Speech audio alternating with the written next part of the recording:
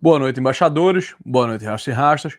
Sejam bem-vindos a mais um Pergunta ao Rasta, onde as perguntas são enviadas de maneira privada ao Rasta e o Rasta procura responder de acordo com o melhor do seu entendimento.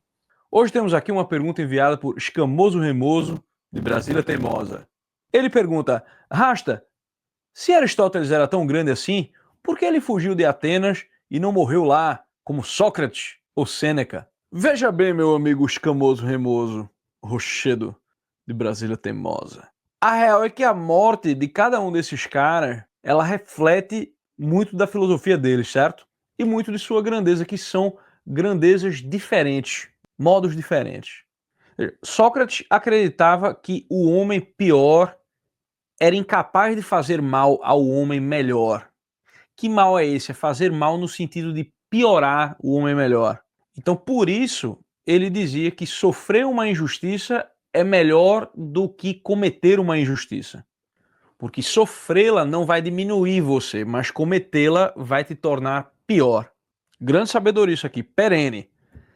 Só que, para Sócrates, a justiça ela é a virtude que modela a alma do cidadão, mas essa modelagem da alma ocorre em relação à polis, certo? Então, a alma do cidadão ela é uma alegoria da polis e vice-versa. E é natural que para Sócrates seja assim, porque ele é natural da cidade de Atenas e participante do processo democrático, a festa da democracia e o banho dos campeões. Então é por isso que ele escolheu morrer pelas leis da própria cidade que o formou, o educou, o transformou naquilo que ele era, né? Foi lá que ele teve os grandes debates, foi participando dessa vida pública que ele pôde conduzir o processo dialético dele, certo? Então, mesmo que essas leis fossem injustas, para ele era melhor sofrer essa injustiça do que fugir das leis e ser um injusto ele. Já Aristóteles, meu irmão, vem de circunstâncias completamente diferentes, certo? Completamente diferentes. Primeiro que ele era um estrangeiro em Atenas, certo? Ele é de Estagira.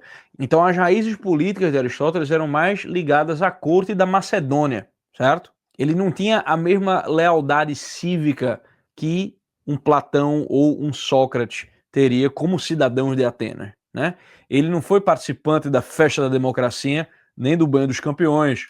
Inclusive, o banho dos campeões fere a causa final de Aristóteles, a noção de finalidade. Então, Aristóteles, ele era, antes de tudo, um professor, né? O que é que sobrou dele? Sobrou notas de aula, meio que apostila do cursinho. Então, Aristóteles foi professor de Alexandre o Grande. Só que quando Alexandre morreu, ficou aquele clima de inimizade, né? De animosidade dos gregos em relação a Aristóteles, e aí ele terminou sendo acusado de impiedade, a mesma acusação que Sócrates sofreu. Situação parecida, mas circunstâncias completamente diferentes. E Aristóteles, se a gente for pensar, ele era um cara que, na filosofia dele, ele olhava muito para o caso concreto, né? Ele buscava, no caso concreto, a ponte para o conhecimento das essências e tal, né? Então ele era um filósofo muito mais prático.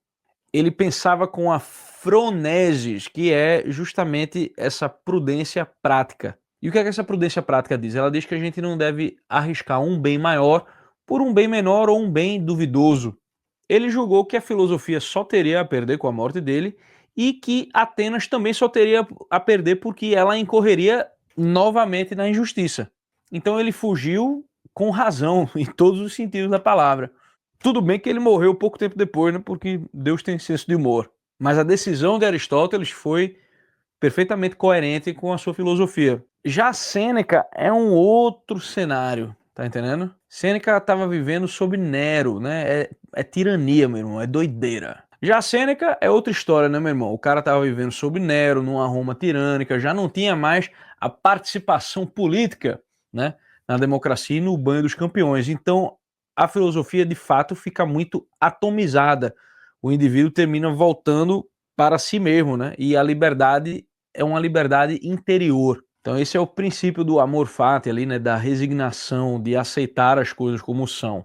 Então aí, quando Nero o obrigou a tirar a própria vida, ele simplesmente seguiu o que a filosofia dele dizia também. Então, ambos foram condizentes com as suas filosofias. A de Sócrates, ela é naturalmente mais grandiosa porque ela é parte de um discurso épico, né? Sobre o sábio que morre pela verdade, né? Só que essa verdade ainda é constrita ali pela vida política, né? Pela participação na polis. É isso que dá a dignidade dela.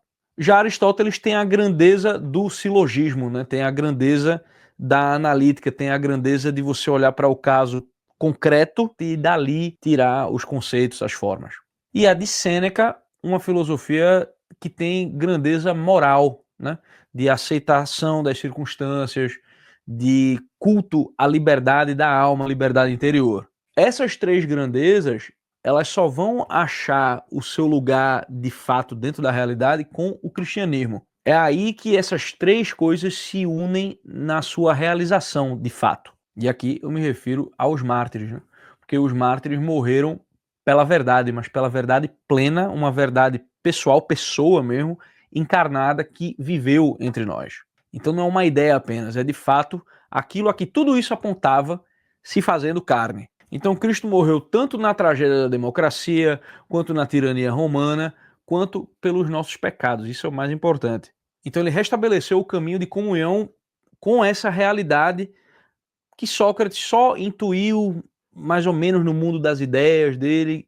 Aqui Aristóteles tentou tocar por meio dos seus silogismos e que Sêneca carregou como cruz com resignação, mas ainda sem compreender o que era esse amor profundo. Então, meu querido escamoso remoso, ficamos assim. Amanhã às 9 na praia, uma melancia de meia hora, se não chover. Um beijo do Rasta. Conheça a nossa plataforma TV Lisão, onde vendemos vários cursos que não servem para porra nenhuma, mas você vai ficar mais inteligente, ok? Aqui nós temos uma educação helênica. Rasta, se Aristóteles era tão grande assim, por que ele fugiu de Atenas e não morreu lá como Sócrates ou Sêneca? Eita, Sêneca é foda, né?